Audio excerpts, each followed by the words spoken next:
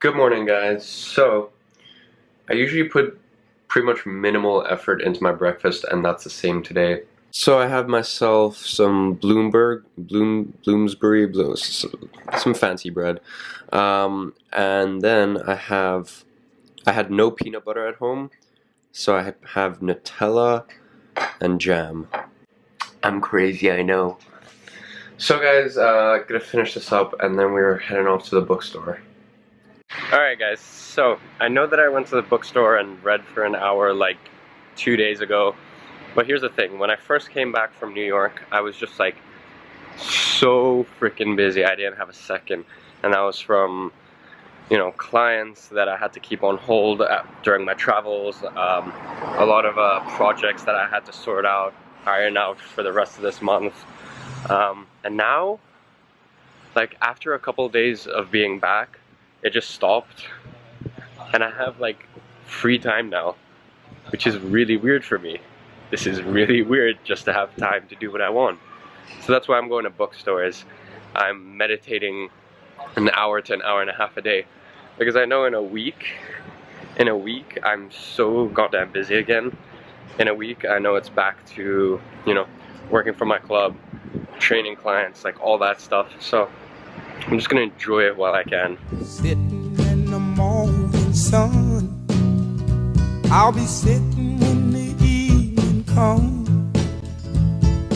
watching the ships rolling in, then I'll watch them roll away again. The two books that I picked up today were Tony Robbins' Money, Master the Game.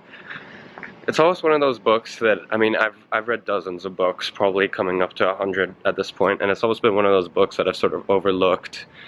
Just thought, yeah, okay, cool.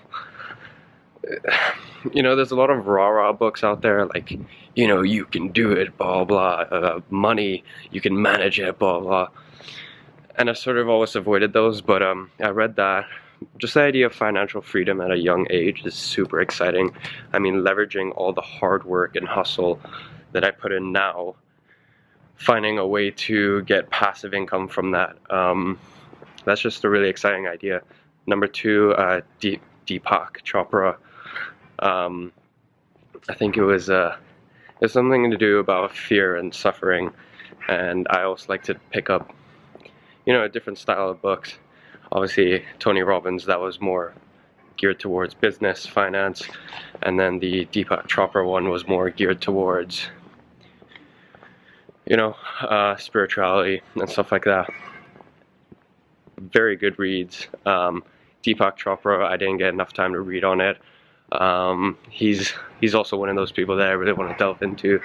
And if you guys, you know, like, I understand you guys are probably anywhere from like 15 to 25. Spirituality isn't something you really come to study, but if you can really have a good sense of self-awareness, if you understand who you are, and if you're really content with your place in the world, and, you know, if you can rewire the way you think about the actions of others, you'll be a lot happier, trust me. Alright guys, so I'm sitting here at the tube now, just waiting for the tube.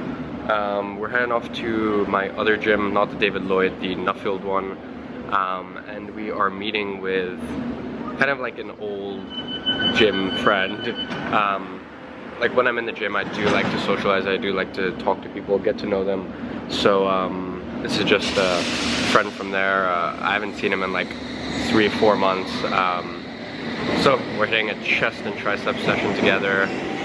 I kind of just like working out with other people rather than on my own right now, just waiting for the tube. Hopefully it comes soon. Then he feels her touch, it becomes all too much. Don't say goodbye, say hello to my good friend.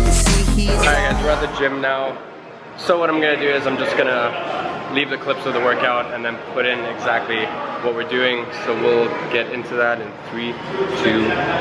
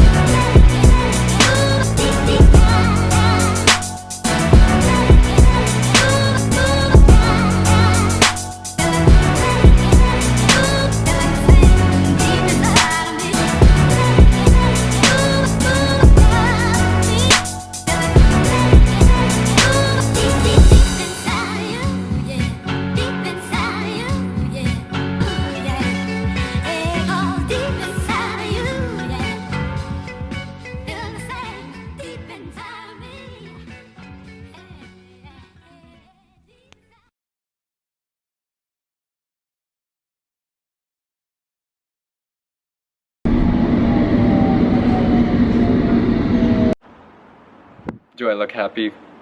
It's because I'm pretty happy. Alright guys, so obviously I took like 3 weeks or something away from YouTubing, and in that time I went to New York for a week. So I flew with Norwegian Airlines. They have the new Dreamliner, like it's a good plane. I flew them on the way back. It was a completely good service, but it's also cheap. And flights to New York are incredibly expensive, especially if you only book like a month and a half ahead. So I get a text on the day I was meant to leave at 5 saying, I'm sorry, your flight has been delayed to 9. Okay, I get there at 9 and they say, more bad news, you can't get on the plane. The reason the flight was changed from 5 to 9 was because there was a problem with the plane, so we had to bring in a smaller one. So because they had to bring in a smaller plane, there was like 50 or so people who had to, like, weren't let on. I was one of those 50. So they basically said, like, we'll rebook you a flight, book you a hotel. Obviously I didn't need a hotel, and we'll give you €500 compensation. Now that's roughly like 400 pounds. So next morning I flew out with Delta or something like that. I don't even know. United, yeah, United Airlines. I flew out, got there. Bit of a pain in the ass, but oh well. Anyways, that email you saw right now, confirmation that I got my 400 pounds. So for literally just like flying the next day, 400 pounds, I'll take that. Alright guys, I'm gonna have to end off the vlog today, or like right now. Doing daily vlogs, like, there's a lot of things that you forget to vlog about, and then you forget to, you know, pick up the camera in certain instances, and you know, you get preoccupied with work or whatever. I just got off the phone, or got off FaceTime with my ex-girlfriend.